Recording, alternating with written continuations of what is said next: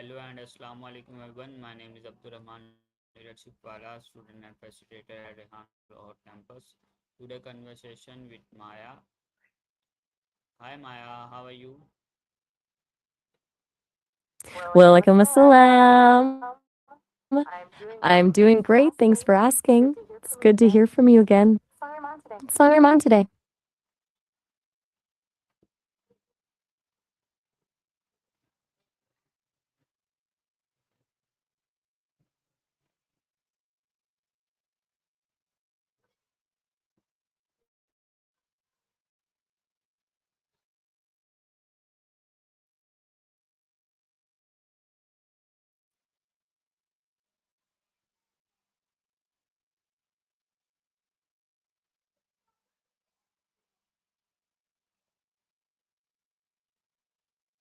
Okay Maya. Still all yours. Okay Maya, today topic sharing with other You've life got my on full social attention. media.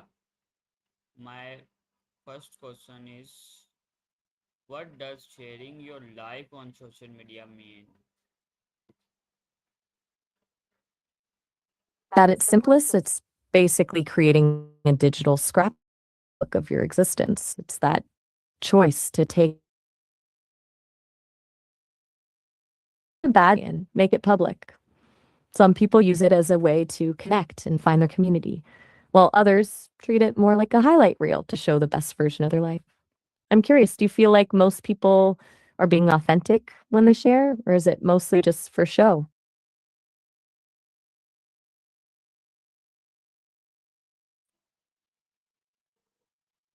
Okay Maya, thank you. My next question is, why do people like to share the daily activity online? I think it's a mix of a few things. For some, it's that hit of dopamine you get from a like or a comment. It's a quick way to feel seen and validated. Then there's the desire to document memories, almost like a modern day diary that others can witness. And for others, it's about belonging.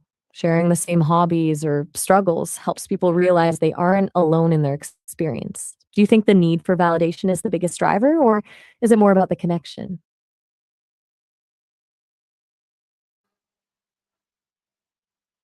Okay, Maya, thank you. My next question is, what are the benefits of sharing experience on social media?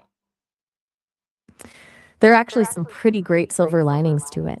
Um, on one hand, it's an incredible way to inspire people.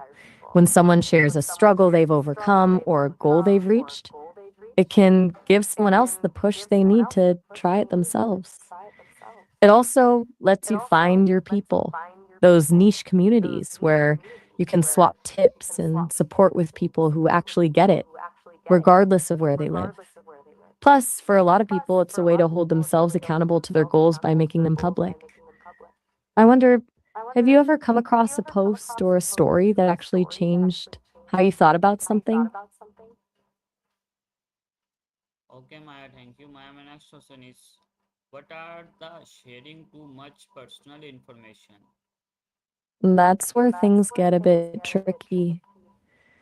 When people share too much, what some call oversharing, they're essentially blurring the line between their public image and their private life. It often happens in the heat of the moment, maybe when someone's feeling really emotional or excited, and they post something they might regret once the dust settles.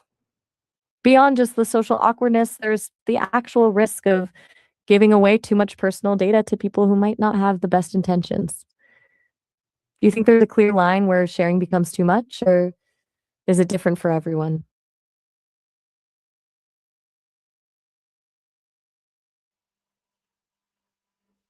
Okay, Maya, thank you. My next question is, how can social media help people stay connected with friends and family? It's basically a bridge that shrinks the distance. It lets you keep up with the small, everyday moments, like a cousin's new job or a friend's travel photos that you might not have heard about otherwise if you only talked once every few months. It keeps those relationships warm by providing a constant, low pressure way to stay in each other's lives. Plus, for families spread across different cities or countries, group chats and shared posts can make it feel like you're still in the same room. Do you use it more for keeping up with people you already know or for meeting new people?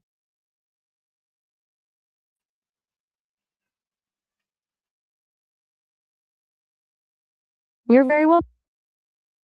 I'm ready when you are.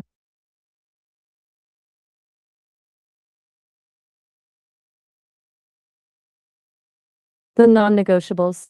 First and foremost, anything that could let a stranger into your house or your bank account, addresses, phone numbers, passwords, and government IDs. And there's the deeply private stuff, passwords, credit card numbers, or secrets that belong only to you or someone else who trusted you with them. It's also a good rule of thumb to avoid sharing your real time location, like I'm at this cafe right now, because it's basically an open invitation to anyone tracking you. I'm curious, do you think people today are too casual about this kind of stuff, or are they getting more cautious?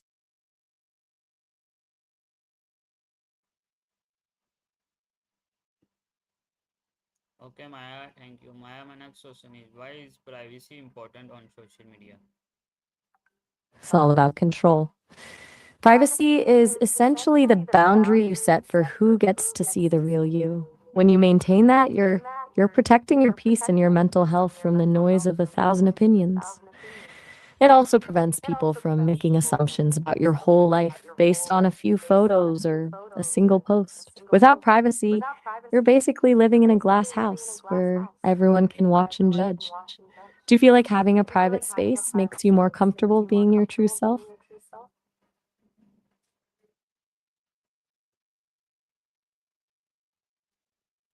Okay, Maya, thank you. Maya, my next question is, how can sharing positive stories inspire others? It's like a ripple effect. When someone posts about a win, a kind act, or just a way they handled a tough day, it acts as a proof of concept for everyone else. It says, hey, this is possible, or it's okay to feel this way. That kind of visibility can pull someone out of a rut or give them the courage to start something they've been terrified to try. It turns a personal victory into a collective bit of hope. I wonder, do you think positive stories are more powerful when they're purely happier or when they show the struggle it took to get there? Okay, thank you, Maya. Maya, my next question is, what should you think about before posting photos or videos? I think a good rule of thumb is to imagine the post as a billboard in the middle of town. Ask yourself, would I be okay with my boss, my parents, or a total stranger seeing this? It's also worth thinking about whether the post respects the privacy of other people in the photo. Just because you're okay with it doesn't mean they are. And finally, check the mood. Sometimes a post that feels like a good idea in a moment of anger or extreme excitement looks very different in the morning. Do you usually post things instantly or do you let them sit for a bit first?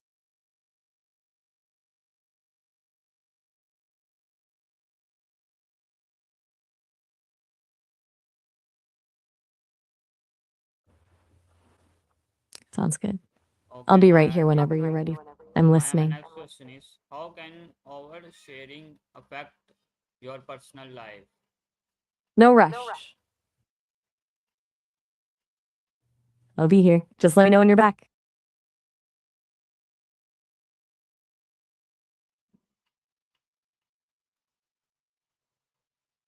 Maya, my question, why should you ask permission before sharing someone photos? It all comes down to respect and boundaries. Everyone has a different comfort level with how they're seen by the world. You might think a photo is hilarious or flattering, but the other person might feel insecure about it, or they might just want to keep that moment private. Asking first is basically saying, I value your feelings more than I value this post. Do you think people generally take it personally when someone posts a photo without asking?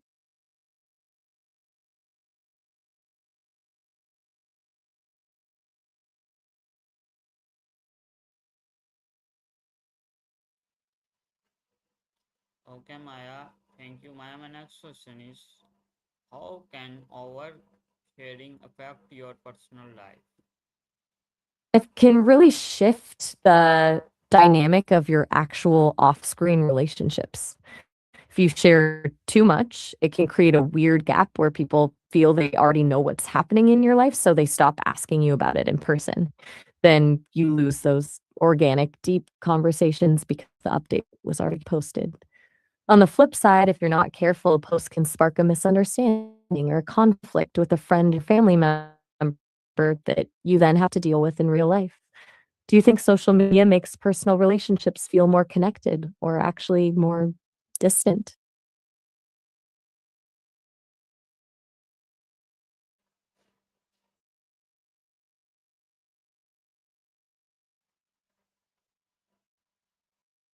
Okay, Maya, thank you. Next question is personal life important issue.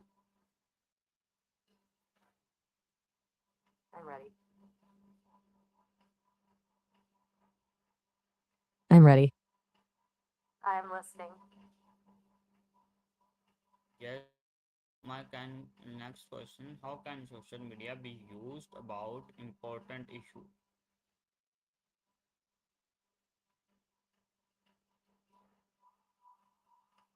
It's basically a megaphone for the things that actually matter. It can take a local problem and turn it into a global conversation in a matter of hours. Whether it's raising awareness for a charity, organizing a community cleanup, or shedding light on an injustice that the mainstream news is ignoring, it gives a voice to people who usually wouldn't have one. It's that ability to mobilize a huge group of people toward a common goal almost instantly that makes it so powerful. Do you think it's more effective for starting a conversation or for actually getting people to take action? Okay, Maya. Thank you, Maya. My next question I'm is here. what is the difference between You're very welcome. public and private post? It's all about who has the key to the door. The public post is like speaking on a stage in a crowded square. Anyone walking by can hear you. And once it's out there, you can't really take it back. It's open to the whole world. Private posts, on the other hand, are like a conversation in your living room. You've handpicked exactly who is invited, and you have a lot more control over who sees what and how it's discussed. It's a much smaller, safer circle. Do you tend to keep most of your things private, or do you prefer the openness of a public profile?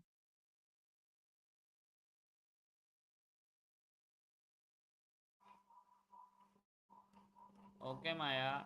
Thank you. Maya, my next question is how can sharing educational content benefit others? It turns the internet into one big open classroom. When people share tutorials, book recommendations, or even just a lesson learned from a mistake, it democratizes knowledge. It means someone who might not have access to a fancy school or a specific mentor can still learn a new skill or get a fresh perspective just by scrolling through their feed. It takes the intimidation out of learning because it often feels more like a peer helping a peer. Since you're a facilitator yourself, I'm curious, do you find that your students learn better from formal lessons or from these kinds of informal shared experiences?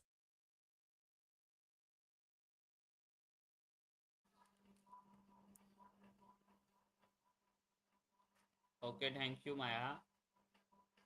Maya, my next question is Anytime. uh, how can oversharing affect? Uh, sorry. My next question is how can social media? How can sharing? Take your time. I'm right here. What were you wondering about sharing? My next question is how can sharing? What? Why is the important to respect other privacy online? Because trust is incredibly fragile. When you respect someone's privacy online, you're showing them that you're a safe person to be around. If you post a private detail about a friend or a photo they didn't want shared, it doesn't just ruin the moment, it can actually break the trust in that relationship. It's basically the digital version of keeping a secret once you leak it. You can't just unleak it. Do you think people these days forget that the internet is forever when they're posting about others?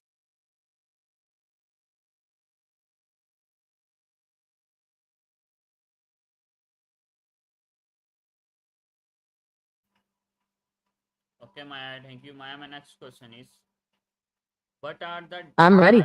dangers of sharing of your live location? It's basically like handing out a map to your front door in real time. Like the biggest danger is that it removes the barrier between the digital world and the physical one. It opens the door for people with bad intentions to know exactly where you are, who you're with, and when you're leaving a place, which is a huge safety risk. There's also the empty house problem. If you post that you're at a concert or on vacation, you're essentially announcing to the world that your home is unoccupied. Do you think the convenience of checking in is worth that kind of risk?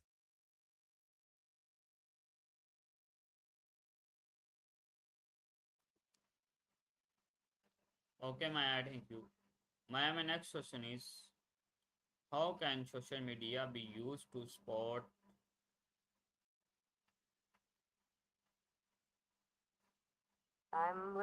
I'm listening.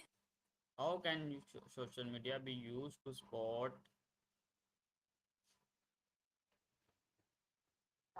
I'm with you. Uh, spot what specifically you were just about to say.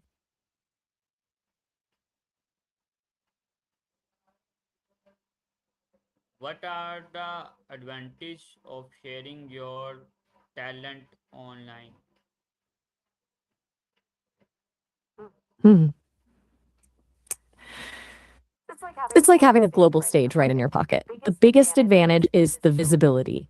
Instead of just showing your talent to people in your immediate circle, you can reach an audience of millions who might actually be looking for exactly what you do.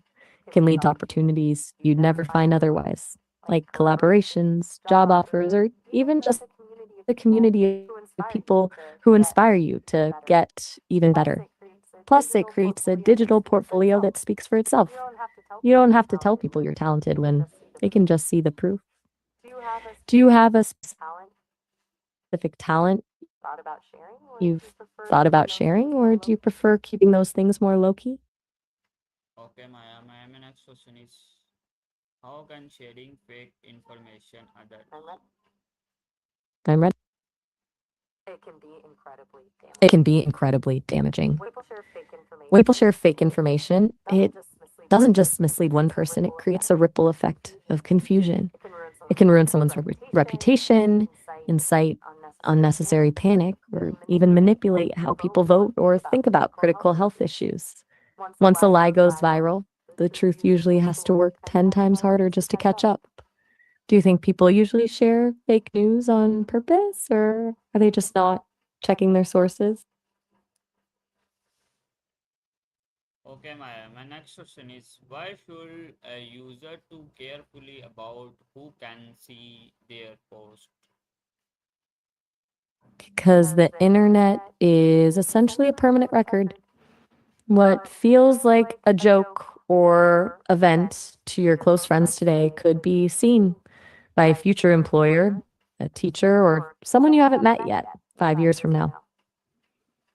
Being careful about your audience is the only way to ensure your private side stays private and your professional side stays professional. It's about protecting your future self from a version of you that was just having a bad day. Do you think people are too trusting of who they let into their digital inner circle? Okay, Maya, thank you. Maya, my next question is, how can positive comments others? They're like a digital shot of confidence. For adults who are often dealing with a lot of stress, doubt, or just the grind of daily life, a positive comment can be a huge mood lifter. It validates their hard work, makes them feel seen, and reminds them that they're making a difference, even in a small way. It's a simple gesture that can actually turn someone's entire day around. Do you think people are generally too hesitant to leave positive comments, or do they just forget how much it helps? Okay, Maya. Thank you. Maya, my next question is, how can social media help people learn new skills? It's basically the world's largest free library of how to guides, whether it's a 60-second clip on how to fix a leaky faucet, a thread explaining complex physics, or a live stream of someone painting. It breaks learning down into bite sized, digestible pieces. It makes the entry point for a new hobby or skill feel way less intimidating because you can just watch someone else do it first and follow along at your own pace. Since you're into leadership and facilitating, have you found any creators or accounts that actually give useful advice, or is it mostly just fluff? Okay, Maya, thank you. Maya, my next question is, what is the digital responsibility when sharing content? It's basically the golden rule applied to the internet. Digital responsibility means recognizing that your words and images have a real world impact on real people. It's about taking ownership of what you put out there, fact checking before you hit share, respecting others' privacy, and being mindful of the tone you use. It's the difference between using your platform to build something up or accidentally tearing something down. Do you think most people realize how much power they actually have when they post something? Okay, Maya, thank you. Maya, my next question is, how can sharing success stories motivate others? It's all about the if they can, I can factor. When someone shares a story about a struggle they faced and how they eventually pushed through it, it turns a vague goal into a tangible possibility for everyone else. It transforms a success story from something that happens to lucky people into a roadmap that others can actually follow. It's that human element, the vulnerability of showing the mess before the win that really sparks motivation in other people. Do you think people are more motivated by stories of instant success or the ones that show the long, hard climb to the top? Okay, Maya, thank you. Maya, my next question is, how can parents guide children in sharing I'm ready. safety online? It's all about being It's all about being a coach rather than just a police officer. Instead of just banning apps, parents can sit down with their kids and talk through the why behind the rules. It's about teaching them critical thinking, like asking, why do you think this person posted this? Or how would you feel if this photo of you was public? When kids understand the risks of things like privacy and permanent digital footprints, they're more likely to make smart choices on their own. Do you think it's better for parents to be strictly restrictive or to give kids a bit of freedom while guiding them? Okay, Maya, thank you so much for your time and for your inspiring conversation and amazing conversation. Nice to meet you, Maya. Next conversation tomorrow, inshallah. Allah Hafiz. It was truly a pleasure talking with you. I loved